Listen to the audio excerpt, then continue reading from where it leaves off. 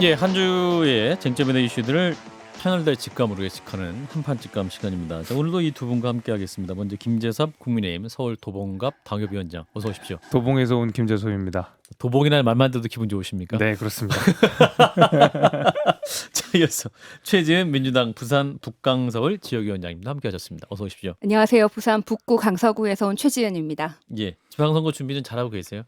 말끔하게 잘하고 있습니다. 아, 도봉갑. 네, 새바람이 불고 있습니다. 도봉에. 아, 도봉갑에. 네. 김재섭 휘하에 많은 장수들이 같이 전투를 피하는 아니고 그냥 같이. 동료로서. 네. 갑자기 수평적 리더십을 강조하고 있습니다. 최지은 위원장께서도 네, 저희도 많은 청년들 그리고 많은 여성들이 굉장히 많이 지원을 하셔가지고 예. 저희가 기존에 고생하셨던 분들과 함께 음. 굉장히 젊은 당이 되지 않을까. 그래서 부산 민주당 특히 북구 강서구 같은 경우에는 젊은 쇄신이 일어날 것이다 이렇게 보입니다. 두 분 같은 젊은 바람이 정말 많이 불길 바랍니다. 아니 그 선거구 쪼개기 일어난 데가 거기 부산 아니에요? 저희 지역구 같은 경우에는 그 중선거구의 영향을 받진 않았는데 제 지역구 같은 경우는 사실 지금 인구가 굉장히 늘어나서 조금 있으면 인구 상한에 달할 수 있기 때문에 예. 조금 정리가 아마 재총선 때는 좀 정리가 필요하지 않을까 이렇게 생각합니다. 예. 네. 자, 오늘 청문회 좀 있었는데 보셨어요? 김재섭 위원장은? 저 현장으로는 못 보고 예. 간간히 기사로만 좀 봤습니다. 예, 누가 제일 위험해 보이세요? 글쎄요, 다 되게 통합니까? 위험해 보이시더라고요. 아, 대부분 이제 다들 생각보다, 그러니까 저는 진짜 말끔하게 인사청문회가 진행될 줄 알았거든요. 예를 그래요? 들면 한덕수 후보자 같은 경우에는 예. 이제 민주당 정부에서도 일을 하셨던 분이었고, 그렇죠. 이제 원희룡 후보자 같은 경우에도 사실은 여러 가지 지금 이제 문제 제기가 있긴 한데 예. 워낙 또 공직 생활을 오래 하셨던 분이고 예. 부동산 문제 관련돼서도 목동에 집 팔고 또 제주도로 내려가시고 해서 예. 문제가 전혀 없으실 줄 알았거든요. 근데 예. 그거보다는 생각보다는 좀 의혹들이 있어서 실망하셨습니까? 실망보다는 좀 걱정은 되죠. 걱정되셨어요? 네. 훨씬 더 깔끔하게 출발했으면 아하. 그 국정 운영 동력이 좀 됐을 텐데 아하. 이런저런 의혹이나 문제 제기가 있으니까 좀 음. 우려는 됩니다. 그렇군요. 문제 제기를 흐뭇하게 바라보셨어요, 최지은 위원장님. 네, 저는 한 분이 어떤 구체적으로 어떤 문제다 이런 건건히 얘기를 할 것이 아니라 전체적으로 도대체 윤석열 당선인이 생각하는 그 국가 비전이라든지 이런 것이 하나도 보이지 않고 또 본인이 선거운동 당시에는 능력주의, 실력만 있으면 예. 그래서 국민의힘 지금 구의원들은 시험까지도 보게 했는데 예. 막상 그 내각 구성한 사람들을 보면은 본인의 복심, 본인의 친구 음. 그래서 윤석열 당선인과의 관계가 능력의 척도였냐 이런 생각도 들고 문재인 대통령의 인사 검증에 대해서 그렇게 부족한 인사 참패다 그랬는데 이거야말로 내로남불이 아니냐 전반적으로 인사 참패의 끝판왕을 보여준다 이렇게 말씀드립니다. 예, 자, 청문회 얘기는 여기까지 하고요. 자, 첫 번째 오늘 직감 주제는 그 검수완박 관련인데 주말 내내 논란이 뜨겁긴 했습니다. 이 검수완박 이 국회 4월 30일 이제 입법이 강행됐고 이 가운데 이제 민주당의 지지율이 하락하는 경향을 보이고 있습니다. 그래서 이러한 지지율 하락 상황이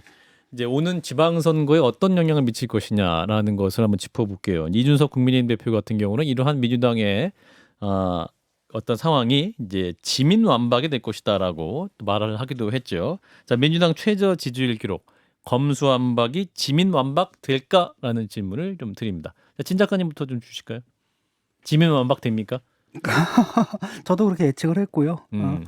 왜냐하면 이 검찰 개혁 국면을 계속 끌고 가는 것 같아요. 그러니까 이거 자체가 그 조국 사태 이후로 이제 시작된 거 아니겠습니까? 그 후로 그것 때문에 지방선거 참패하고 대선도 권력을 넘겨주고 그랬는데 이 국면을 계속 끌고 가고 그러다 보면 사실은 국민의힘에서 좀 인수위 측에서 사실 잘 못하고 있거든요. 당선인도 그렇고 그 지지율 상당히 낮게 나오고 있지 않습니까? 라고 하는데 오히려 그쪽에 힘을 실어주는 결과를 낳게 된다라는 거예요. 지금 보면은 여론조사 같은 것들 보면은 국민의힘 지지율이 엄청나게 높게 나오는데 아무리 생각해도 국민의힘이 잘한 거 하나도 없거든요.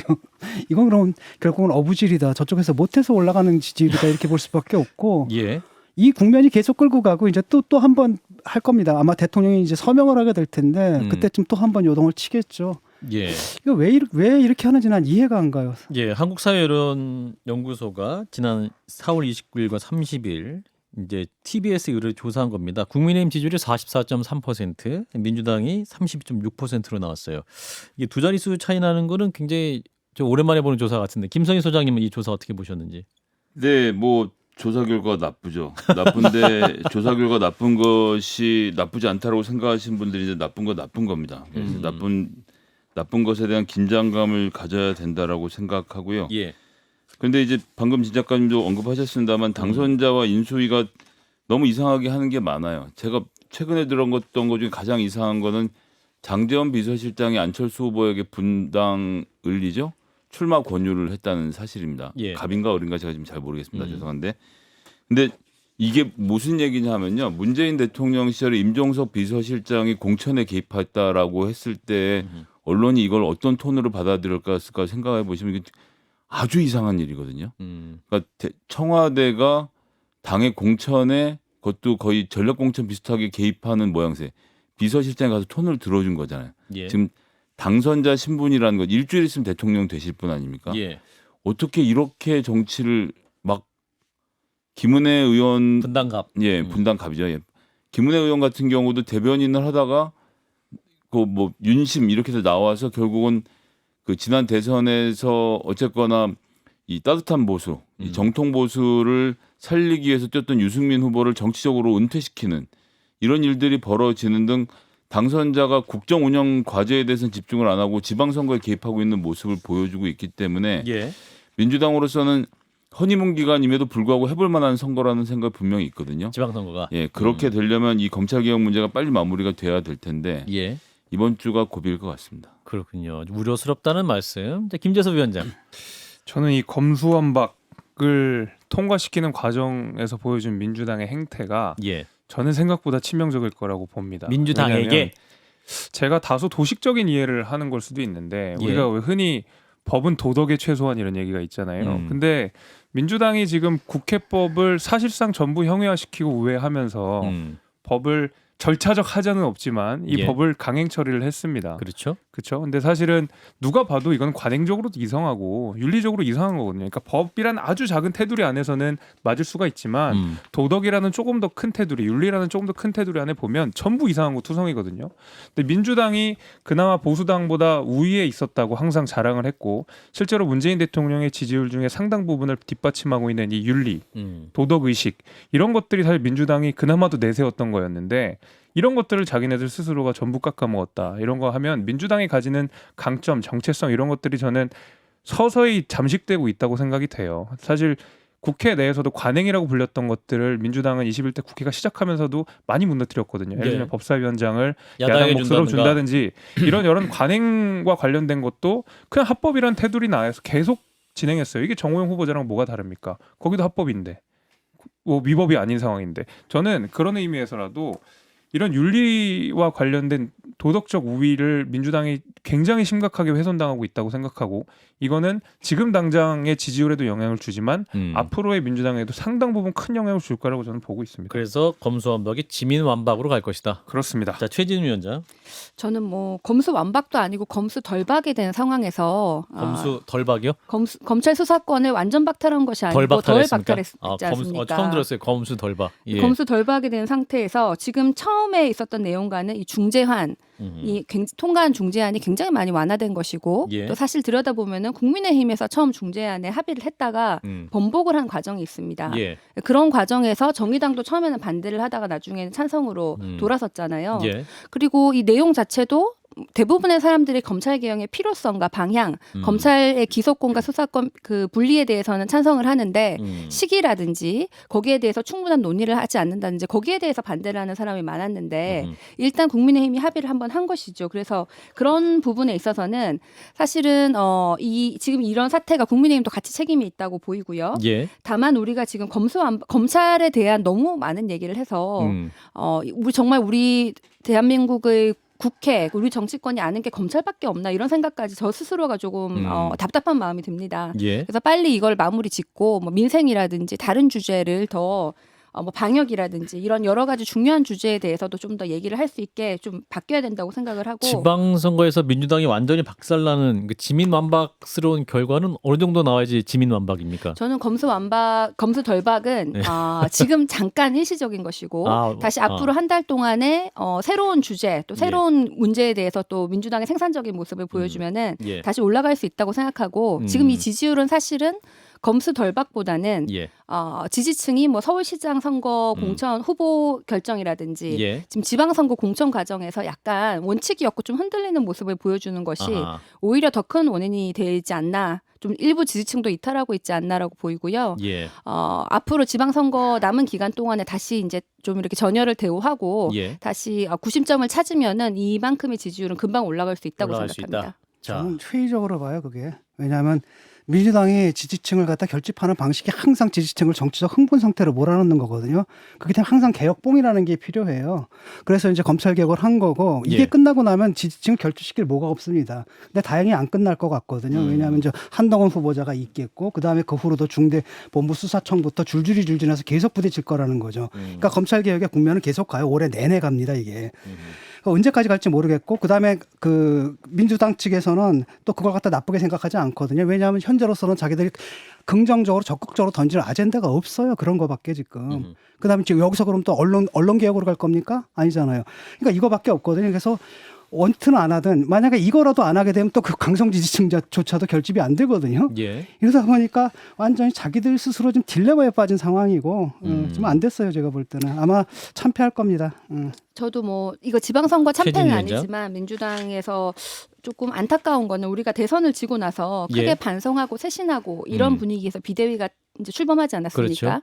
그러면 만약에 제가 비대위 관계자였다면은 뭐 정치 개혁이라든지 예. 아니면은 뭐 정치 쇄신 아니면 우리가 부동산 때문에 참패했다 그러면은 뭐 부동산에 대한 방안 이런 걸 처음 메시지로 들고 나왔을 것 같은데 비대위가 처음 나오면서 검수완박하겠다고 그랬어요. 예. 그래서 그때 과연 우리가 뭐 검찰 개혁 때문에 대선을 졌다고 얘기하는 사람이 없었는데 예. 왜 이 얘기를 다시 화두로 넣어가지고 스스로 이런 상황을 초래했는지에 대해서는 정말 민주당이 검찰 개혁을 하지 말라는 것이 아니고 반대하는 것이 아닌데 이거 외에도 우리 삶에 관련된 여러 가지 주제 중에서 이것만 지금 뭐 민주당뿐만 아니라 지금 뭐 검찰총장 출신의 대통령이 당선된 것도 우리 정치가 검찰 이슈에 좀 검찰 이슈가 좀 우리 정치에 과대 대표되어 있다라는 불만과 안타까움이 있습니다. 아니요, 저 비대위 처음 뜰 때 좋은 얘기 많이 나왔어요. 김재섭 위원장. 성비위 관련된 무관용 원칙 같은 거 그 박지원 위원장께서 잘 말씀하셨는데 민주당 의원들이 못 따라준 거지. 사실 비대위에서는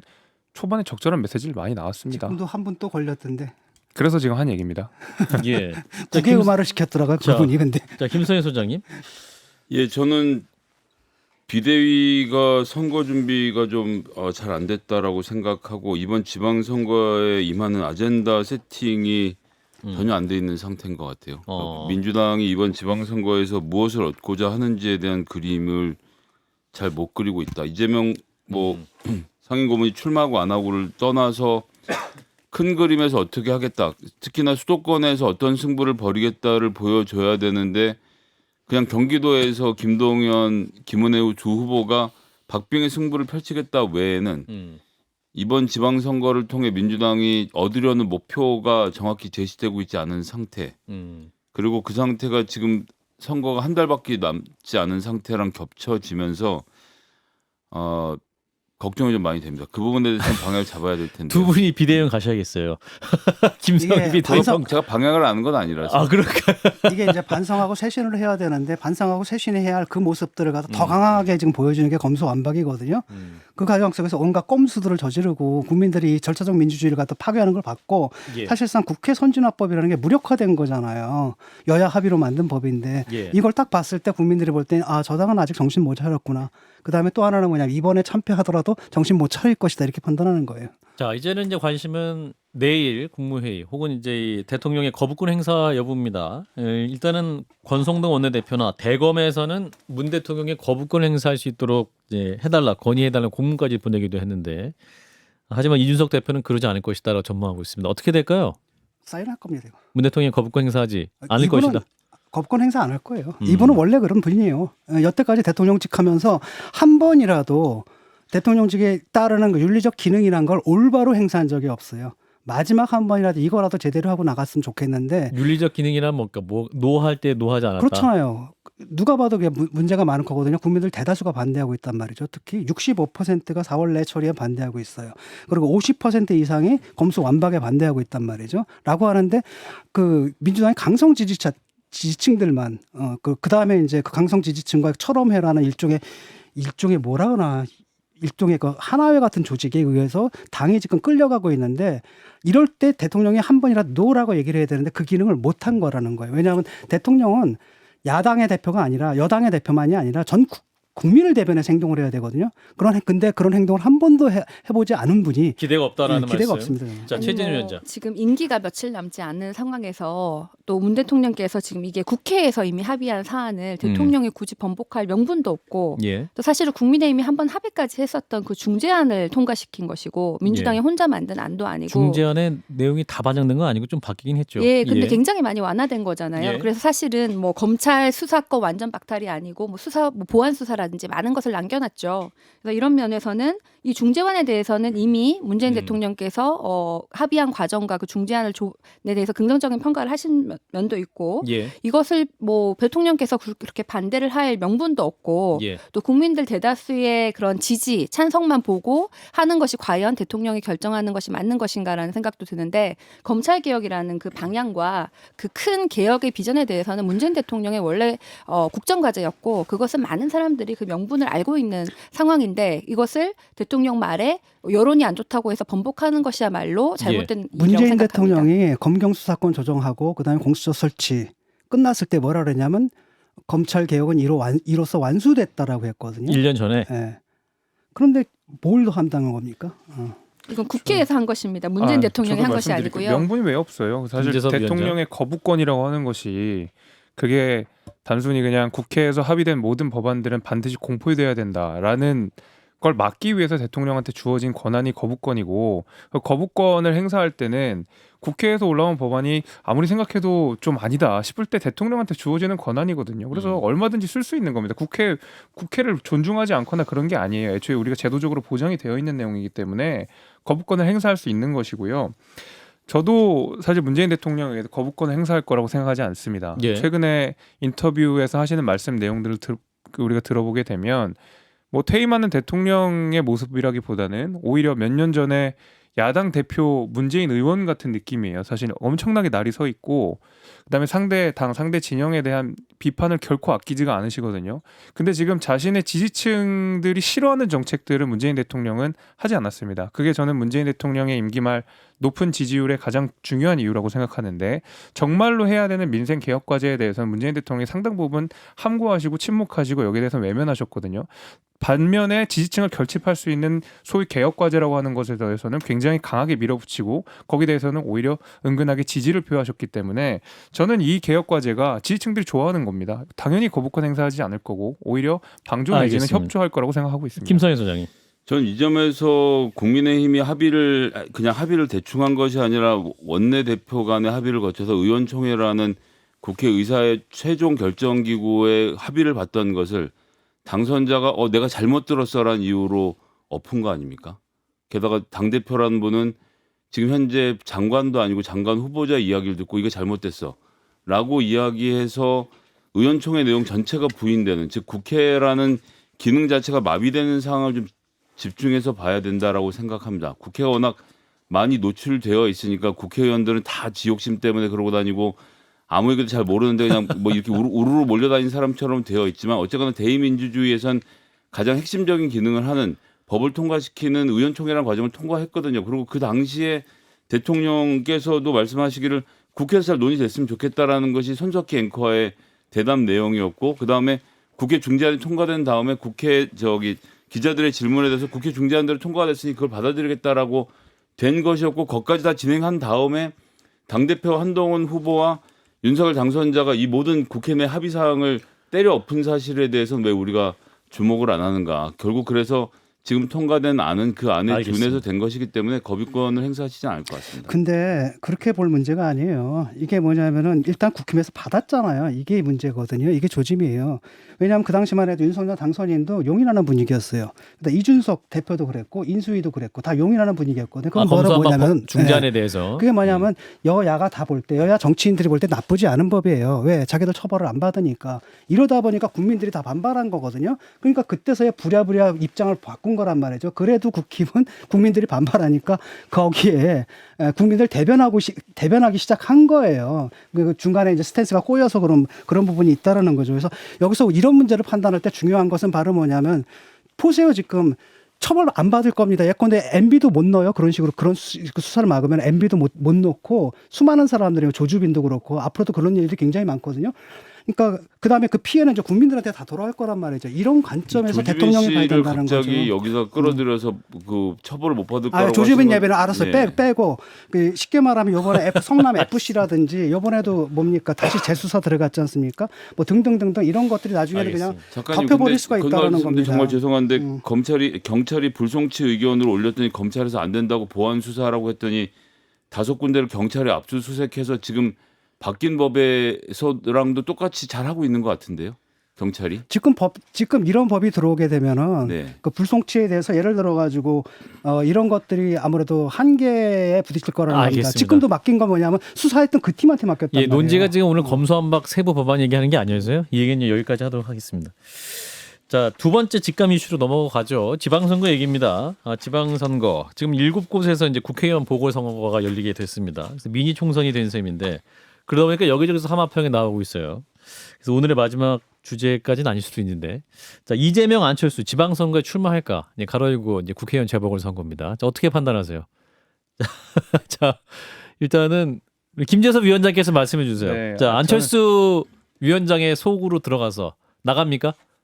안철수 위원장은 나가실 것 같던데요. 분위기가. 분당 그러니까 갑에? 아까 뭐 언론에서 나오는 내용이나 아니면 톤 같은 것들 들어보면 나가실 것 같. 그리고 뭐 실제로 나가는 게 필요하기도 하고요. 대표가 왜냐면 되려면 아무래도 대표를 원내 원내- 들어가야 되거든요. 원내에 들어가는 것이 음. 아무래도 훨씬 유리할 거라고 생각이 되는데 예. 그러면 이제 대진표로서 이재명 전 후보가 오느냐 마느냐가 제 가장 큰 관심사인데 사실 지금 이재명 후보가 분당으로 나가느냐 아니면 인천 계양으로 가느냐 이제 이거 가지고 저울질을 하고 있는 상황이잖아요. 인천 계양구를 송영길 전 대표. 그렇죠. 이제 계양은 이재명 후보가 가시면은 당선이 된다라는 것이고 성남 같은 경우에는 이번 대선 때도 그렇고 이재명 후보 간다고 해서 안철수 위원장이 카운터 파트너라고 했을 때 예. 간단치 않다라는 거거든요. 그러면 이제 스텝이 꼬일 수밖에 없는데 예.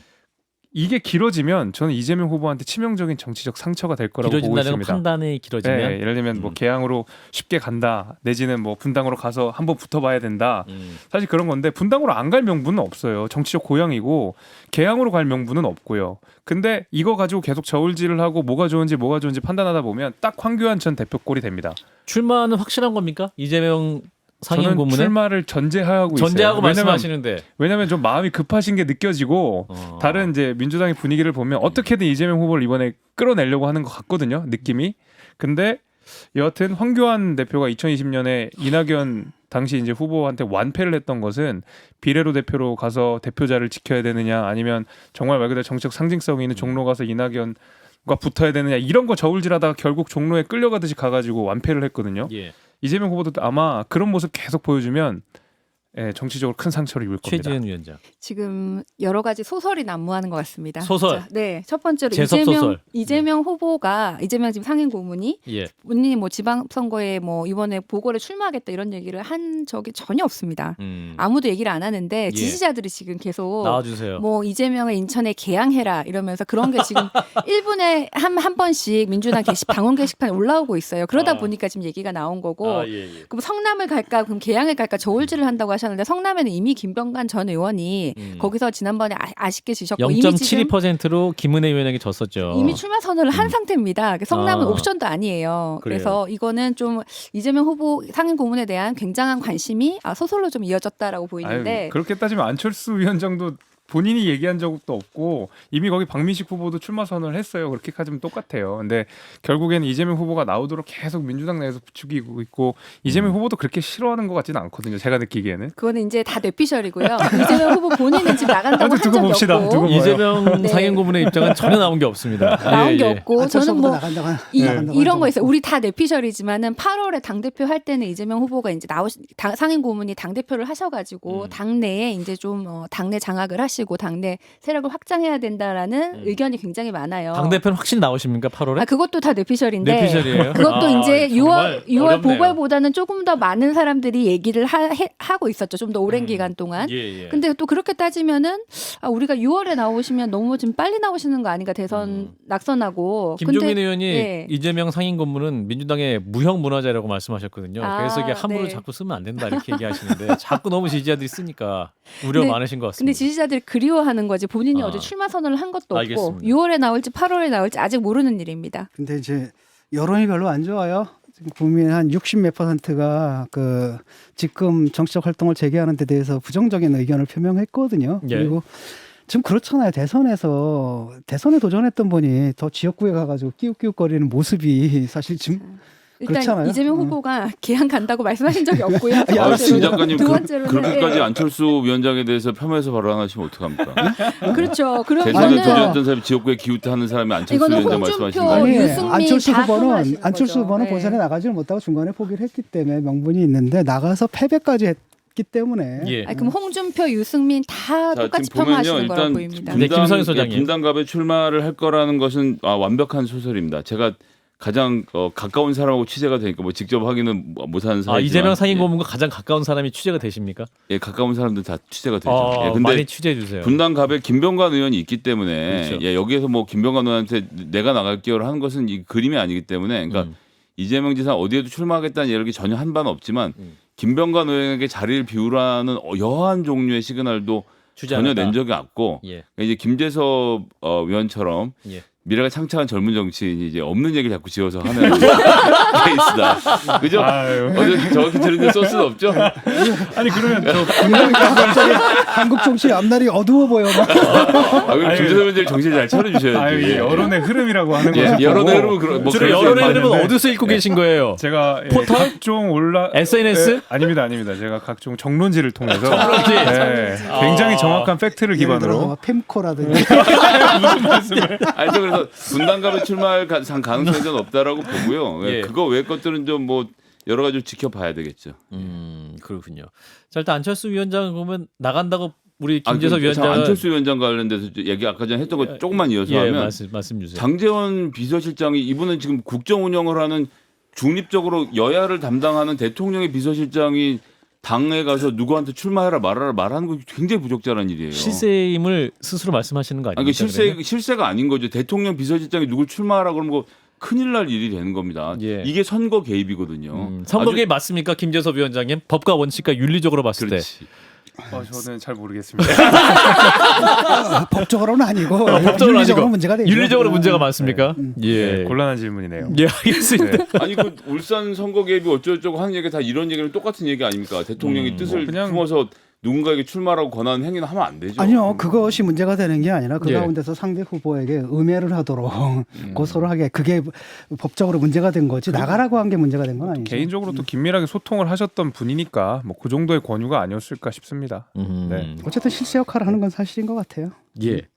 알겠습니다. 아무튼 당 그러면 선자가 이렇게 지방선거에 개입하는 게 큰 문제가 없다고 생각하시니까 제가 드릴 말씀 별로 없지만 아직 청취자들 당선자라서 그래 대통령이 임명 안 했고 당선자가 아니라서 임명자 이미 이제 아니라서 대통령이었다면 그때 문제가 되는 거지 네. 이제 그때부터는. 그러면 지금 이제 어떻게 정리가 됩니까? 이재명 상임고문은 출마 거의 안 하는 것으로 우리 민주당 쪽에서 정리를 해주신 것 같고, 그러니까 안철수 위원장 같은 최재형 경우는 위원장은 동의 안 할 겁니다. 그 출마를 생각에 안 저는 한다는 것이 분당갑에 아니라요? 안 한다는 네. 얘기. 분당갑은 갑자기 아닌 또 거고요.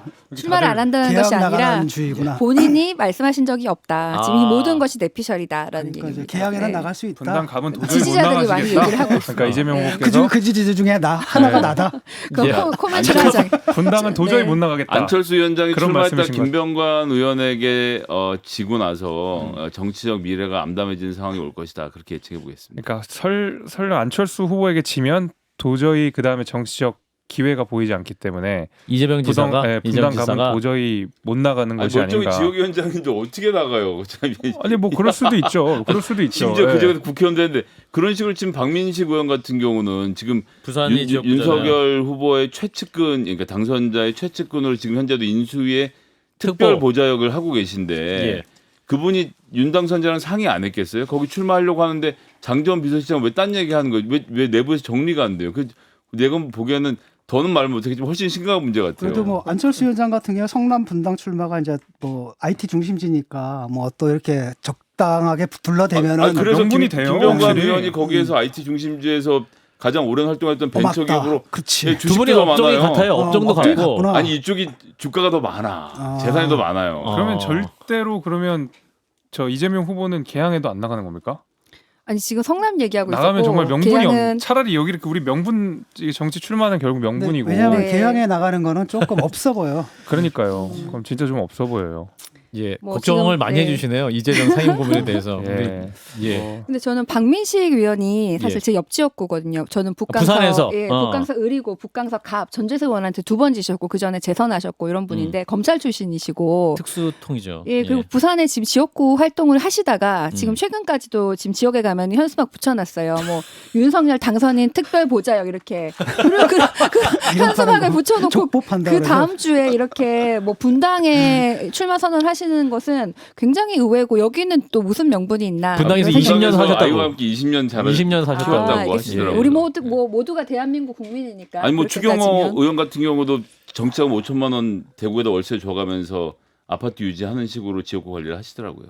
예, 알겠습니다. 아무튼 뭐 오늘 직감은 이제 뭐랄까 그 결론은 명확히 안 났는데 재밌었네요. 네. 알겠습니다. 자, 오늘 여기까지 하죠. 한판 직감 오늘 함께해 주신 분은 김재섭 국민의힘 서울 도봉갑 당협위원장, 최지은 민주당 부산 북강서울 지역위원장이었습니다. 두 분 고맙습니다. 감사합니다.